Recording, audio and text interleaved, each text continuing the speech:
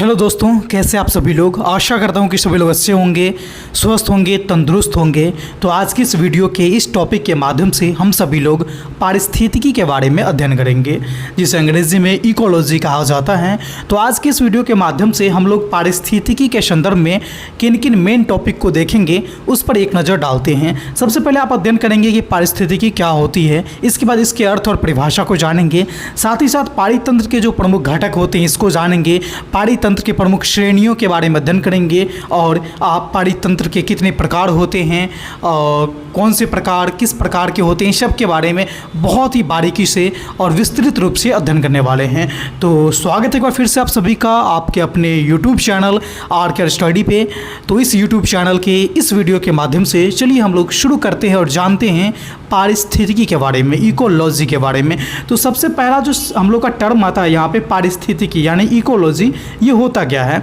जैसे कि कोई भी जीव समुदाय में ही रहता है, यानी कोई भी जीव बोले या फिर जीवों का समुदाय बोले, वो किसी न किसी वातावरण से घिरे रहते हैं, किसी न किसी परिवेश में से घिरे रहते हैं और वो अपना परिवेश में ही अपने जीवन यापन करते हैं। कोई भी जीव को आप देखेंगे तो वो इसी प्रकार से किसी वातावरणीय परिवेश में ही अपना जीवन यापन करते हैं। तो हम कह सकते हैं कि जीव या फिर उसके जो बाहरी वातावरण के बीच जो सक्रिय संबंध होते हैं सभी जीवों में, जो कोई भी जीव हो उसके और उसके बाहरी वातावरण के बीच में एक सक्रिय संबंध पाया जाता है। जैसे मानव की ही बात करेंगे, हम और आप जिस परिवेश में रह रहे हैं तो हम और हमारे वातावरण दोनों में क्या है कि सक्रिय संबंध होता है। इसमें क्या होता है कि वो जीव वातावरण से चीज़ों को लेता है और वातावरण में चीज़ों को छोड़ता भी है। यानी कि कोई भी जीव हो, जैसे कि ज़रूरी नहीं है कि वो स्थल पर रहने वाले हों, वो जल में भी रहने वाले हो सकते हैं, समुद्र जल या फिर कह सके स्थल में भी रहने वाले हो सकते हैं, या फिर वायु में भी रहते हैं। बहुत सारे जीव अपने जीवन यापन करते हैं। तो कोई भी जीव होता है वो उसके और उसके जो भी वातावरण है उसमें एक सक्रिय संबंध पाया जाता है।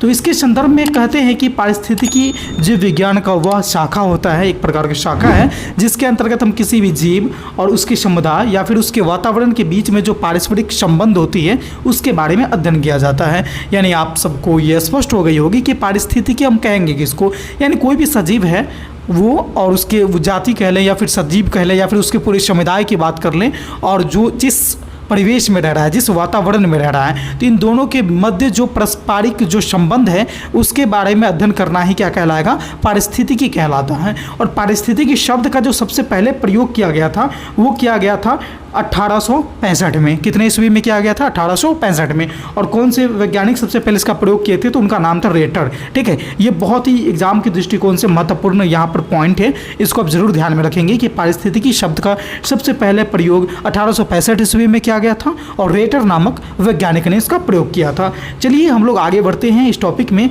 और जानने का प्रयास करते हैं पारिस्थितिकी की परिभाषा के बारे में।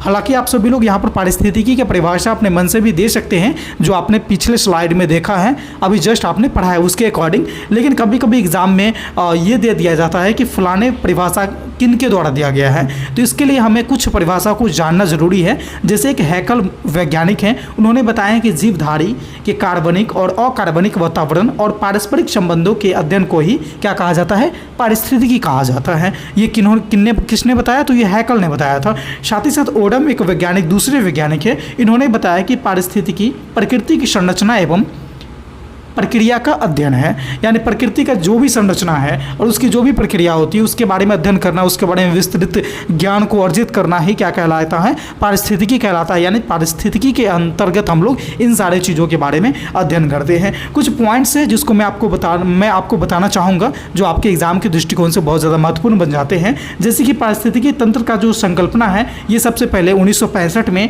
टॉसले नामक वैज्ञानिक ने दिया था। देखिए यहाँ पर दो चीज़ आपको देखने को मिल रहा है, एक पारिस्थितिकी और एक पारिस्थितिकी तंत्र।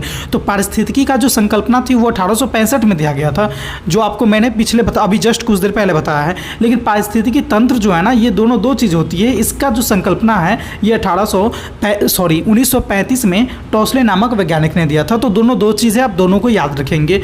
एक चीज़ और आपको मैं यहाँ पर बताना चाहूँगा कि पारिस्थितिकी जो होता है वो एक खुला तंत्र होता है। कई बार आपके एग्जाम में ऐसे क्वेश्चन आते हैं कि पारिस्थितिकी होता है, ऑप्शन ए में दे देगा खुला, बी में दे देगा बंद तंत्र, सी में दे देगा दोनों, डी में दे देगा इनमें से कोई नहीं। तो हमेशा आप याद रखिएगा कि पारिस्थितिकी तंत्र जो होता है वह एक खुला तंत्र होता है। बंद तंत्र कभी भी आप लोग सेलेक्ट नहीं करेंगे, नहीं तो आपका वहाँ पर आंसर गलत हो जाएगा। ठीक है, चलिए आगे हम लोग बढ़ते हैं पारितंत्र की श्रेणी के बारे में, यानी कि पारितंत्र में कौन कौन सी श्रेणी आती है। जैसे कि आप लोग नाम सुन रखे होंगे उत्पादक का, आप सुन रखे होंगे उपभोक्ता का, आप सुन रखे होंगे वियोजक यानी अपघटक का यानी अपघटनकर्ता का। तो ये सारे के सारे पारितंत्र की श्रेणी के अंतर्गत आते हैं। जैसे उत्पादक की हम बात करेंगे तो उत्पादक यानी कि जो कोई भी चीज़ का उत्पादन करता है वही उत्पादक कहलाता है। जैसे हम बात करें यहाँ पर पारितंत्र में, तो यहाँ पर ऊर्जा सबसे जो महत्वपूर्ण चीज़ होती है ना, वो होती है ऊर्जा, और ऊर्जा का जो उत्पादन करेगा वही उत्पादक के अंतर्गत आएगा। ठीक है, और जो ऊर्जा का उपभोग करता है यानी ऊर्जा का जो यूज़ करेगा वो आ जाएगा किसमें, तो उपभोक्ता कहलाएगा। ठीक है, जैसे कि ऊर्जा का उत्पादन कौन करेगा, तो हम सभी लोग जानते हैं कि पूरे ब्रह्मांड में एक ही चीज़ है जो ऊर्जा का स्वयं उत्पादन करता है यानी भोजन स्वयं बनाता है, वो है हमारा हरे पेड़ पौधा। ठीक है, तो ये हरे पेड़ पौधा किस में आ जाएंगे, हरे पेड़ पौधा आपके उत्पादक में आ जाएंगे। और इसको जो खाएगा यानी जो जीव इससे अपने ऊर्जा को प्राप्त करेगा वो सारे के सारे किस में आ जाएंगे, उपभोक्ता में आ जाएंगे। ठीक है, जैसे कि बकरी ये भी हरे पेड़ पौधे खाता है, तो हरे पेड़ पौधे हो गए यहाँ पर उत्पादक और बकरी क्या हो जाएगा, उपभोक्ता हो जाएगा। जैसे कि बकरी को खा गया यहाँ पर शेर खा गया, ठीक है, बाघ खा गया, तो बाघ भी कहाँ क्या कहलाएगा, यहाँ पर उत्पादक तो कहलाएगा नहीं, तो बाघ भी क्या कहलाएगा, यहाँ पर बाघ भी कहलाएगा, यहाँ पर उपभोक्ता कहलाएगा। ठीक है, इसी तरह से वियोजक होता है, जब हमारे सजीव या फिर निर्जीव जो भी चीज़ यहाँ पर मर जाते हैं, सड़ गल जाते हैं, तो सड़ गल जाते हैं तो उसको जो सफाई करने का काम होता है, जिसको अपघटन करने का काम होता है, वो कुछ सूक्ष्म जीव होते हैं जिसको हम लोग वियोजक कहते हैं, डिकम्पोजर कहते हैं जिसको। ठीक है, ये सूक्ष्म जीवों का काम होता है। तो 3 प्रकार के मुख्य तरह से पारितंत्र की श्रेणी में यहाँ पर सजीव पाए जाते हैं, जिसमें से उत्पादक, उपभोक्ता और वियोजक 3 प्रकार के होते हैं। ठीक है, उत्पादक हमेशा स्वपोषी होंगे, जैसा कि मैंने आपको थोड़ी देर पहले बताया था कि उत्पादक अपना भोजन स्वयं बनाता है, इसलिए उसको स्वपोषी कहते हैं, और इसका उदाहरण एक ही है, वो है पेड़ पौधा। ठीक है, अब एक बड़ी ही रोचक बात मैं आपको बता देना चाहूँगा कि जो उत्पादक होता है वो सूर्य के प्रकाश से अपने भोजन को बनाता है। हम सभी लोग जानते हैं इन चीज़ों को। ठीक है, तो जो इन चीज़ों को जब हम सभी लोग जानते हैं तो एक यहाँ पर आता है कि सूर्य के प्रकाश का वो कितना भाग लेता है भोजन बनाने में। तो बहुत ही इंपॉर्टेंट यहाँ पर ये पॉइंट है, इसको नोट करिएगा कि पेड़ पौधे जो भोजन बनाते हैं उसमें सूर्य का सिर्फ 1% भाग को ही यूज करते हैं।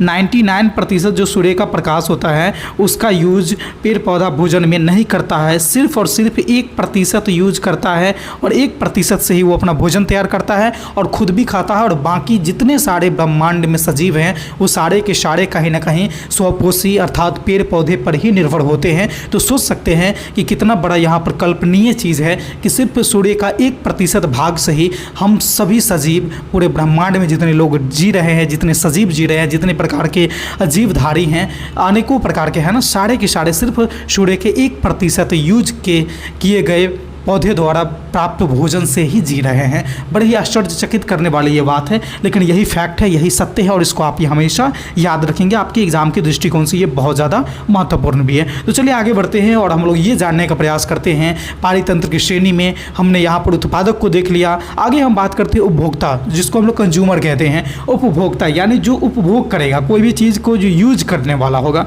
ठीक है, जैसे पेड़ पौधा ने भोजन बना दिया, अब इसको यूज जो करेगा वो सारे के सारे उपभोक्ता कहलाएंगे। जैसे मानव किया वो भी उपभोक्ता कहलाएंगे, बकरी खा गया पौधे को वो भी उपभोक्ता कहलाएंगे, गाय खा गया पौधे को खा गई वो भी उपभोक्ता कहलाएंगे। इस तरह से जितने सारे सजीव हैं वो पेड़ पौधे को डायरेक्ट या फिर इनडायरेक्ट रूप से खाते हैं, सारे के सारे क्या कहलाएंगे, उपभोक्ता के अंतर्गत आएंगे, कंज्यूमर के अंतर्गत आएंगे। ठीक है, जैसे कि आप इसको इस तरह से इसको मतलब कि कई भागों में बांटा गया है, मुख्य रूप से 3 भागों में, जिसमें से एक आता है प्राथमिक उपभोक्ता, दूसरा आपका आ जाएगा द्वितीय उपभोक्ता, और तीसरा आ जाएगा तृतीय उपभोक्ता। इसको थोड़ा सा गौर से समझिएगा कि ये क्या चीज़ होती है। प्राथमिक में क्या हो जाएगा कि प्राथमिक उपभोक्ता, जैसे प्राथमिक उपभोक्ता कौन आ जाएगा, तो हम सभी लोग जानते हैं कि पेड़ पौधे क्या है, पेड़ पौधे उत्पादक है। जो उत्पादक को सबसे पहली बार खाएगा, जो सबसे पहले बार खाएगा वो आ जाएगा आपका प्राथमिक उपभोक्ता में। जैसे कि पेड़ पौधे हमारा उत्पादक है, ये उत्पादक है, क्या है, ये उत्पादक है।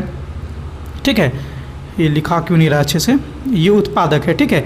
इसको जो सबसे पहले खाएगा वो आ जाएगा आपका प्राथमिक उपभोक्ता में। फिर देखिएगा बकरी को भी कोई खा जाता है, कौन खाता है, जैसे कि हम लोग मटन खाते हैं, मतलब बकरी को ही खा जाते हैं तो इंसान खा जाता है। फिर इंसान को भी कोई खा सकता है ना, तो इंसान को भी खा जाता है, जैसे शेर वगैरह खा जाता है, बड़े बड़े जानवर है वो इंसान को भी खा जाते हैं, मांसाहारी जानवर।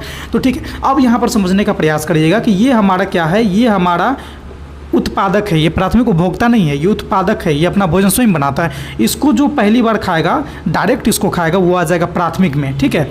और जब इसको जो कोई खाएगा ये आ जाएगा आपका द्वितीय में, और इसको जो कोई खाएगा वो आ जाएगा आपका तृतीय में। तो इस तरह से आप देखेंगे तो यहाँ पर उत्पादक है पौधा, प्राथमिक उपभोक्ता है बकरी, और द्वितीय उपभोक्ता है मनुष्य, और तृतीय उपभोक्ता में यहाँ पर क्या आ जाएंगे, यहाँ पर शेर आ जाएंगे, बाघ आ जाएंगे। देखिए मनुष्य के बारे में मैं बता दूं कि मनुष्य आपका द्वितीय उपभोक्ता और कहीं कहीं पर तृतीय उपभोक्ता के रूप में भी कार्य करता है। जैसे कि सपोज करिए कि यहाँ पर पेड़ पौधे को यहाँ पर बकरी ना खाया डायरेक्ट, उसको खा गया टिड्डा, ठीक है। टिड्डा कीड़ा मकोड़ा है, छोटे छोटे चीज़ है जो हरे पेड़ पौधे को खाता है, उसको खा गया। सपोज करिए कोई पक्षी खा गया, और पक्षी को यहाँ पर इंसान भी खाता है, तो टिड्डा यहाँ पर हो जाएगा प्राथमिक उपभोक्ता में और यहाँ पर पक्षी हो जाएगा द्वितीय उपभोक्ता में, और यहाँ पर मनुष्य हो जाएगा तृतीय उपभोक्ता में, ठीक है। तो मनुष्य के बारे में आप याद रखिएगा हमेशा कि ये द्वितीय उपभोक्ता में भी आ जाते हैं और तृतीय उपभोक्ता में भी आ जाते हैं। कभी कभी मनुष्य डायरेक्ट रूप से जो है ये पेड़ को भी खा जाते हैं, पेड़ पौधे को, जैसे साग खाते हैं हम लोग, तो यहाँ पर मनुष्य प्राथमिक उपभोक्ता का भी कार्य करता है। तो मनुष्य के बारे में थोड़ा सा आपको विशेष रूप से ध्यान रखना होगा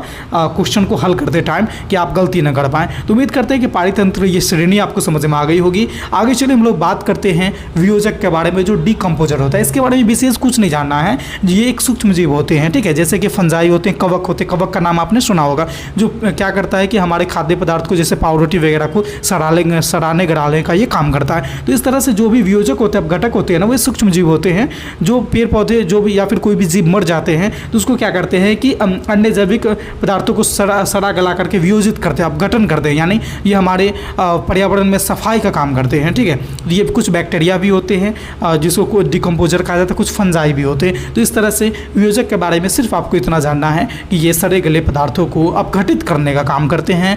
जीवो जब मर जाते हैं तो उसको अपघटित करने का काम करते हैं। ये सफाई कर्मी के रूप में पर्यावरण में काम करते हैं, ठीक है। तो आई होप कि यहाँ तक चीज़ें आपको बड़े ही अच्छे से समझ में आ गई होगी। अब हम बात करते हैं कि पारिस्थितिक तंत्र कितने प्रकार के होते हैं। तो पारिस्थितिक तंत्र जो होते हैं वह 3 प्रकार के होते हैं, जिसमें से एक आ जाएगा आपका प्राकृतिक पारिस्थितिक तंत्र, दूसरा आ जाएगा ये जो मैं आपको बता रहा हूँ कि पारिस्थितिक तंत्र, ये मुख्यतः 2 प्रकार के होते हैं। एक आते हैं आपके प्राकृतिक, ठीक है, ये आपके आ जाएंगे प्राकृतिक, और दूसरा होता है मानव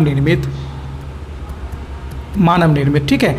तो प्राकृतिक 2 प्रकार के होते हैं, एक होते हैं स्थलीय और जलीय, और मानव निर्मित क्या होते हैं, मानव निर्मित वो कहीं भी बना सकते हैं। तो प्राकृतिक पारिस्थितिक तंत्र 2 प्रकार के होते हैं, एक आ जाएंगे आपका स्थलीय, दूसरा आ जाएंगे आपके जलीय, और तीसरा जो होता है वो क्या होता है, मानव निर्मित। जैसे कि स्थलीय की और जलीय की बात करेंगे तो जैसे स्थलीय, जैसे वन हो गया, वन, ठीक है, घास का मैदान, जो ऑटोमेटिक पारिस्थितिकी में, यानी कि पर्यावरण में ऑटोमेटिक आके वो वहाँ पर बना हुआ है, जिसको किसी ने बनाया नहीं, मनुष्य ने बनाया नहीं, तो वो आ जाएंगे स्थलीय प्राकृतिक में, ठीक है। जैसे खेत कौन, मनुष्य बनाता है खेत को, तो खेत आपके ये भी आ जाएंगे स्थलीय में, पारितंत्र में, लेकिन ये मानव निर्मित कहलाएंगे, प्राकृतिक पारितंत्र नहीं कहलाएंगे। अब घास के मैदान की बात करिएगा, घास के मैदान, तो ये आपके आ जाएंगे, घास के मैदान है ये भी आपके आ जाएंगे प्रकृति में, लेकिन ये क्या है कि प्राकृतिक पारिस्थितिक तंत्र कहलाएंगे। और खेत, ये दोनों में अंतर समझिएगा, खेत को मानव बनाया है इसीलिए खेत मानव निर्मित में आ जाएंगे, और घास को मैदान हो गए, या फिर वन के मैदान हो गए, या फिर वन वगैरह बड़े बड़े जंगल जहाँ पे लगे रहते हैं, जिसको किसी ने बनाया नहीं, ऑटोमेटिक हो गए, तो वो सारे के सारे किस में आ जाएंगे, प्रकृति में आ जाएंगे, ठीक है। और जलीय में कौन सा आएंगे, तो जलीय में आप जानते हैं जहाँ पे जल रहेगा और उसमें जो पारितंत्र, उसमें जब जीव के समुदाय रहेंगे तो वो वहाँ पर जलीय में आएंगे, जैसे समुद्र हो गया, नदी हो गया, तालाब हो गया, ये सब किस में आ जाएंगे, ये सारे के सारे जलीय पारितंत्र में आ जाएंगे, ठीक है। तो आई होप कि आपने स्थलीय पारितंत्र, जलीय पारितंत्र और मानवकृत पारितंत्र तीनों के बारे में जान लिया, तीनों को समझ भी गए होंगे। एक यहाँ पर बात ये है कि सबसे बड़ा पारितंत्र कौन सा होता है, सबसे बड़ा ठीक है, दो प्रश्न यहाँ से बनते हैं। एक बनते हैं कि सबसे बड़ा पारितंत्र और सबसे स्थिर पारितंत्र। तो इन दोनों का जवाब क्या हो जाएगा कि सबसे बड़ा पारितंत्र जो होता है वह होता है आपका सागर का पारितंत्र, यानी कि महासागर, सागर, इसको आप बोल सकते हैं सबसे बड़ा पारितंत्र होता है। समुद्र का पारितंत्र जो है सबसे बड़ा होता है और सबसे स्थिर भी आपका जलीय पारितंत्र ही होता है। इसलिए ये पॉइंट को भी आप हमेशा ध्यान रखिएगा कि सबसे बड़ा पूछा जाए फिर भी समुद्री या फिर सागरीय या फिर जलीय, सबसे आपका स्थिर पूछा जाए फिर भी समुद्री, सागरीय या फिर जलीय पारितंत्र का ही आप लोग जवाब देंगे। तो आई होप कि आपको ये टॉपिक यहाँ तक बहुत ही अच्छे से समझ में आया होगा। और ये टॉपिक कितना अच्छा समझ में आया, कहाँ पे कोई परेशानी रह गई, इन सारी बातों को आप हमें कमेंट के माध्यम से ज़रूर सूचित करेंगे। मुझे ऐसा लग रहा है कि आपको किसी तरह की समस्या नहीं होनी चाहिए, लेकिन अगर फिर भी किसी तरह की छोटी से छोटी, बड़ी से बड़ी भी समस्या है तो आप हमें कमेंट के माध्यम से सूचित करने का प्रयास जरूर करेंगे। और आज की इस वीडियो में मैंने आपको पारिस्थितिकी के बारे में बताया। इसी तरह के और भी वीडियो, रोचक, महत्वपूर्ण और उपयोगी वीडियो अगर आप देखना चाहते हैं तो आप हमारे चैनल के साथ बने रहेंगे। चैनल को सब्सक्राइब करके बेल आइकन को इसलिए प्रेस कर लीजिएगा क्योंकि इस तरह के रोचक, महत्वपूर्ण और उपयोगी वीडियो में जब कभी अपलोड करूं तो उसका नोटिफिकेशन आप तक सबसे पहले पहुंच जाए। तो इस वीडियो में बस इतना ही था। फिर मिलते हैं अगले वीडियो में नए टॉपिक के साथ। तब तक के लिए आप देखते रहिए हमारे चैनल RKR स्टडी को। धन्यवाद।